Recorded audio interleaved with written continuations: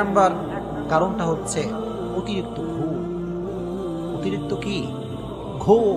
অতিরিক্ত ঘুম এটা তোমার হায়াতকে কমিয়ে দেয়, এটা তোমার জীবনের অবস্থাকে স্বাভাবিক থেকে অস্বাভাবিক করে যায়, ঠিক কিনা?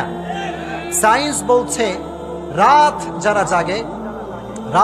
যারা জাগে এই রাত এর 1 ঘন্টা ঘুম সকালের 5 ঘন্টা ঘুমের সমান। সুবহানাল্লাহ না। 2 নাম্বার, কখনো অতিরিক্ত মাত্রায় খাওয়া খাই করা যাবে।